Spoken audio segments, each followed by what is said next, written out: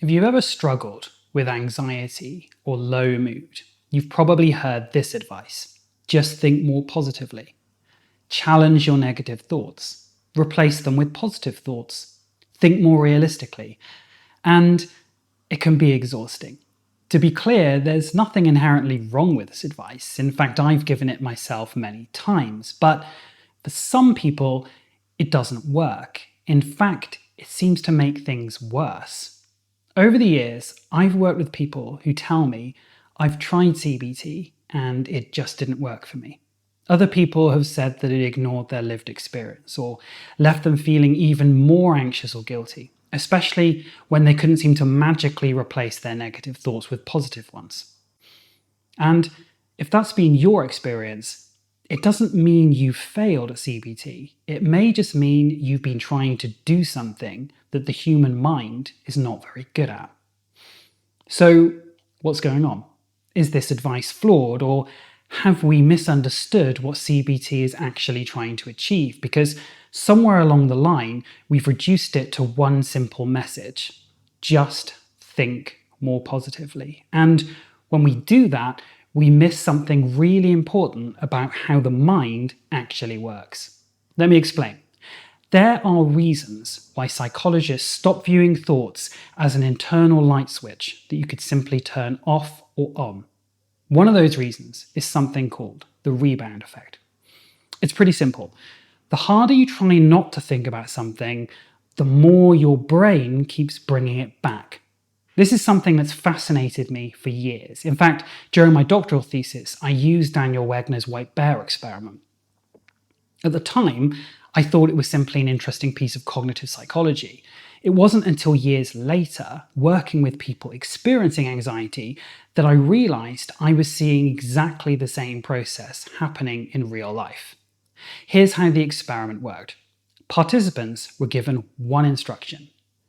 For the next 5 minutes, don't think about a white bear. Simple enough.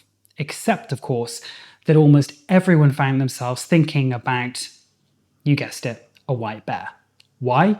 Because in order to stop yourself thinking about something, part of your brain has to keep checking whether you're thinking about it. Am I thinking about the white bear? That mental checking process keeps the thought active. So the very strategy you're using to get rid of the thought ends up feeding it. That's the rebound effect. Now, you might be thinking, that's all very interesting, but anxiety isn't a white bear. And you'd be right. But psychologically, it's a very similar process. Imagine someone has the thought, I'm going to embarrass myself. They've been told to challenge it and replace it with a more positive thought like, no, I won't. Everything will be fine. Which sounds perfectly reasonable. Except what happens next is that another part of their mind starts questioning it, asking, are you sure? What if you're wrong? But what about last time? Now, instead of one thought, they're having this drawn-out internal argument because one thought is trying to overpower another thought. So not only does the original anxious thought refuse to go away, but it may become even stronger because the more they try to get rid of it, the more attention they end up giving it. So if that's what CBT is, then you could argue that CBT doesn't work. There, I said it. Except that's not what CBT is doing. I think that over the years, CBT has been reduced to catchy advice like challenge your thoughts or replace negative thoughts with positive ones. Part of the reason for that is that psychological ideas are difficult to explain. Whether it's in self-help books, social media posts, or YouTube videos, there's always a pressure to simplify complex concepts into advice that's easy to understand and remember. But in simplifying these ideas, we sometimes lose some of the nuance. Because CBT isn't about getting rid of every negative thought. It's about examining whether your thinking is accurate, balanced, and helpful. Now, this might not seem like an important distinction, but it really is. Suppose someone thinks, I'm a complete failure. The goal isn't to replace it with, I'm amazing at everything, because if you don't buy into that thought, your brain will automatically reject it. And then you're back to one thought trying to overpower another thought. Instead, CBT asks questions like, what evidence supports this thought? What evidence doesn't support this thought? Am I using all or nothing words like always, never, or everything? Am I overlooking information that doesn't fit my conclusion? What would I say to a friend in this situation? The point I'm trying to make is that CBT isn't about blind optimism. It's about developing a more accurate understanding of what's happening. Sometimes your first thought isn't accurate. Sometimes it's only partly accurate. Sometimes it's completely understandable given what you've been through. The point isn't to force yourself to think positively. The point is to think more flexibly. And sometimes the healthiest response isn't to argue with a thought at all.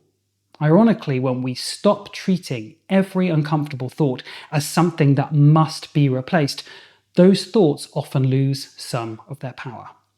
So, does positive thinking work? The answer is sometimes. But not because positive thoughts are somehow more powerful than negative ones. What helps is finding thoughts that are realistic, believable, and compassionate, rather than trying to suppress or replace negative thoughts with something your brain doesn't accept. The mind just doesn't work like that. Remember, you don't have to believe every thought you have, but you also don't have to argue with every thought you have. Sometimes the most helpful thing you can do is simply notice a thought and let it pass. Because the harder we try to force our minds to think a certain way, the more they often resist. Perhaps the goal isn't to think more positively. Perhaps the goal is to stop trying to win an argument with your own mind. I really hope you found this video helpful. If you did, I'd love to hear your thoughts in the comments below. Please like the video. It really does help me to keep making free mental health content for as many people as possible.